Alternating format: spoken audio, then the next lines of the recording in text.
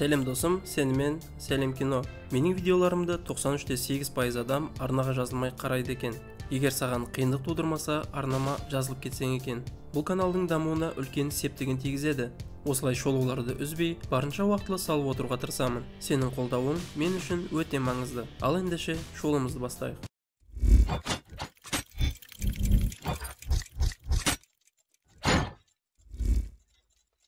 Теледидардан өте атақты аспазшы Гюстоның ресторанын көрсетіп жатыр.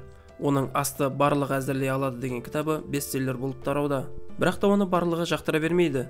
Антуан атты критик асты әзірлеу әркімнің қолынан келе бермейді деп санайды. Келесі кадрда ескі үйді көрсетеді. Терезеден Реми атты тышқан секіріп шығады. Ол тышқан болып туылғанына өкінеді, себебі үнемі мусордағы қалдықтармен тамақтануға мәжбүр. Бірақ та басқа тышқандарға қарағанда ол дәм сезе алады. Оның ағасы Эмиль оның талантына қарап үнемі таңғалумен жүреді. Бірақ та әкесі баласының талантына қарсылық танытады. Бірде Реми әкесімен ұрысып, қалдық тамақтарды жеу дұрыс емес деп түсіндіреді. Әкесі қалдықты жаман санамағандықтан, онда тұрған ештеңе жоқ екенін айтады. Сонда Реми жақсы тамақтану үшін адамдардан ұрлап жейік дейді. Әкесі бұл іске қарсы болып, адамдардың тамағын ұрлар болсаң, әбден таяқ жейсің деп ескертеді. Реми ағасымен келе жатып саңырауқұлақ тауып алады. Оны дайындау үшін шатыр үстіне шығып қыздыра бастайды. Бір кезде оларға найзағай түсіп, екеуі де жамбаспен қадалады. Бірақ та саңырауқұлақтары дәмді дайындалып, енді мінсіз болу үшін шафран ғана жеткіліксіз болады. Ол әрине үйдің ішінде болғандықтан екі тышқан сонда бет алады. Апамның ұйықтап жатқанын пайдаланып, керекті затын іздеуге көшеді. Тауып алған соң теледидардан Гюстоның қайтыс болғанын естиді. Осы уақытта апам оянып кетіп, тышқанды байқап қалады. Қарапайым апалар секілді тәпәйін емес, қолына қару ұстап тышқанды арлы-берлі бездіреді. Екі оқты мылтықпен 10 шақты рет атқан апам байқамай люстраға тиіп кетіп, шатыр опырылып түседі. Сөйтсе, осыған дейін барлық тышқандар шатырда өмір сүрген екен. Апам қаруын оқтағалы жатқанда тышқандар үйден безе бастайды. Ал Реми болса Гюстоның кітабын алып кетуге асығады. Кітапты аламын деп жүргенде отарынан қалып қояды. Кітапты ашып отырғанда Гюсто оған елестеп, аштан өлгің келмесе жоғарыға шық дейді. Реми оны тыңдап, бір ғимараттың үстіне шығады. Сөйтсе, ол Парижде тұрады екен. Және осыған дейін Гюстоның рестораны жанында тұрғанына қатты таңырқайды. Осылай ол ресторанға қарай бет алады. Ал бұл уақытта ресторанға Лингвини атты жігіт қолындағы хатын беріп, еден жуушы болып орналасады. Оған осы уақытта Реми мен Гюсто қарап тұрады. Жігіт байқамай көжені төгіп алады. Сосын оны орнына қойып, қобалжығаннан ойына келген заттарды ішіне сала бастайды. Реми жігіттің асты бүлдіріп жатқанын көріп, оған көмектеспек болады. Асқа жақындап, бар махаббатпен дәмді асты дайындай бастайды. Бірақ та оның ас дайындап жатқанына жігіт қарап тұрған екен. Осы уақытта бас аспаз келіп қалады. Жігіт тышқанды жасырып қойғанымен шеф тамақ жасады деп оған ұрса бастайды. Осы уақытта бір аспаз супты алып қонаққа беріп жібереді. Шеф оны тоқтатып үлгермей ашуланып жігітке жұмыстан кет дейді. Бұл көже анау-мынау адам емес, критикке берілген екен, және ең қызығы, ол кісіге тамақ ұнап қалады. Шеф оның тамағын жеп таң қалады, бірақ та сонда да оны жұмыстан шығармақ болады. Бірақ та оған басқа аспаз қарсы болып, Гюстоның асты барлығы жасай алады деген сөзін ұмытпаңыз дейді. Шеф амал жоқ, жігітті аспаз етеді. Оған тура осындай тағы бір рет ас әзірле дейді. Осы уақытта шеф қашып бара жатқан тышқанды байқап, оны салып қалады. Жігіт оны банкеге салып, ұстап алып, алысқа апарып өлтірмекші болады. Бірақ та арықтың бойына келіп, тышқанды лақтыруға қимай тұрады. Бірнеше уақыт осында отырып, өмірге деген назын айта бастайды. Осы уақытта жігіт тышқанның адам тілін түсінетінін біліп қояды. Тышқанның аспаздық қасиетін біліп, көмек сұрайды. Бірақ та банкіні ашқан бетте Реми қаша жөнеледі. Бірнеше метр жүріп, жігітті аяп кері бұрылады. Келесі күні жігіт Ремені ішіне салып алады. Осылай тамақты әзірлеуге көшеді. Реми қанша көмектескісі келгенмен олар бірін-бірін түсіне қоймайды. Осыдан соң жігіт складқа кіріп, не істеуге болатынын ойланады. Складтың жанынан шеп өтіп бара жатып, жігіттің біреумен сөйлесіп жатқанын байқайды. Есікті бірден ашып, тышқанды байқап қалады. Бірақ та жігіт жарықты өшіріп жағып, тышқанды тығып қояды. Кейінірек Реми жігіттің шашын тартып, қолдарын жұмыс істете алатынын байқайды. Осылай олар түні бойы жаттығып, бірге тамақ әзірлеуді үйренеді. Сосын жұмысқа келіп, алдындағы супты дайындап шығарады. Бұл уақытта шеф жігіттің берген хатын оқиды.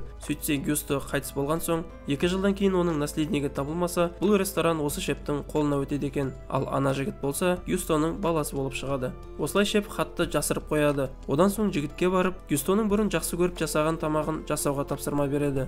Олар рецепті оқып, тамақты жасауға кіріседі. Бірақ та Реми бұл рецепті жақсы санамайды. Сондықтан жігітті басқарып, басқа заттар қосып тамақты әзірлейді. Рецептімен жасамай жатқанын көрген аспаз жігітке қарсы болады. Бірақ та ол тамақты жасап, соус қосып қонақтарға беріп жібереді. Енді не болар екен деп күтіп отырғанда, оларға тамақ қатты ұнап қалады. Осылай аспаздар жігітті мақтап, кешкісін кішігірім отырыс ұйымдастырады. Жігіт болса тышқанға рахметін айтып, тамақ беріп кетеді. Реми өзіне риза болып тамаққа тойып далада жатады. Осы уақытта таппай қалған ағасымен жолығып қалады. Ағасының аш екенін біліп, складтан тамақ әкеліп береді. Осылай екеуі туыстарына қарай барады. Сөз барысында Реме енді мен тамақ ұрламаймын, мен оны жасаймын дейді. Бірақ оған әкесі қарсы болып, оны бір магазинге әкеледі. Тышқандардың қақпандағы түрін көрсетіп, адамдарға жоласаң осылай болады деп ескертеді. Бірақ та Реме әкесімен келіспей ресторанға кетіп қалады. Ертесіне ресторан маңайына Ременің достары келеді. Олардың тамақ жегісі келеді. Реме складқа келсе, оның есігі жабық тұр екен. Сондықтан шептің бөлмесіне келіп, кілтті алмақ болады. Осы уақытта шеп жасырып қойған хатты тауып алады. Оны шеп байқап қойып, Ременің артынан түседі. Ал Реме болса хатты алып қашып жігітке апарып береді. Осылай жігіт ресторанның бастығы болып, жасырған үшін шепті жұмыстан шығарып жібереді. Жігіттің өмірі жақсарып, жаңа үйге көшіп келеді. Сұхбат барысында тышқан жігітке әбден кедергі келтіреді. Сондықтан ол Ремені сыртқа шығарып жібереді. Осы жағдайды бұрынғы шеп байқап қояды. Реме жігітке ренжіп қалып, барлық достарын шақырып, складтың тамағын ұрлауға кіріседі. Жігіт склад жанына келіп, Ремені көріп, одан кешірім сұрайды. Бірақ та ұрлық жасап жатқан тышқандарды көріп, Ремені қайта қуып жібереді. Таңертең Реме ресторанға қайта келіп, не болып жатқанын байқап тұрады. Ағасы оның артынан еріп келіп, байқамай тұзаққа түсе жаздайды. Оны байқаған Реме құтқарамын деп тұтқынға өзі түсіп қалады. Сөйтсе тұзақты құрған сол баяғы ескі шеф екен. Оны машинасына салып бұл жерден алып кетеді. Бұл уақытта Гюстоның басты критигі болған Антуан ресторанға келеді. Тышқандар бірігіп, Ремені құтқарып алады. Ол бірден ресторанға қарай жүгіріп келеді. Аспаздар Ремені байқап, оны өлтірмек болады. Бірақ та оны жігіт құтқарып қалып, барлық шындықты айтып береді. Аспаздар жігітке қарсы шығып, критиктің отырғанына қарамастан барлығы жұмыстан кетіп қалады. Осы уақытта Ременің әкесі келіп, баласын бірінші рет қолдамақ болып, көмекке барлық тышқандарды шақырады. Бірінші кезекте Реме тышқандардың бәрін жуындырып, топ-топпен жұмыс бөліп береді. Ал жігіт болса даяршы қызметін атқарады. Осы уақытта бір аспаз қайтып келіп, асханада не болып жатқанын көріп таң қалады. Бірақ та сонда да жігітке көмектеспек болады.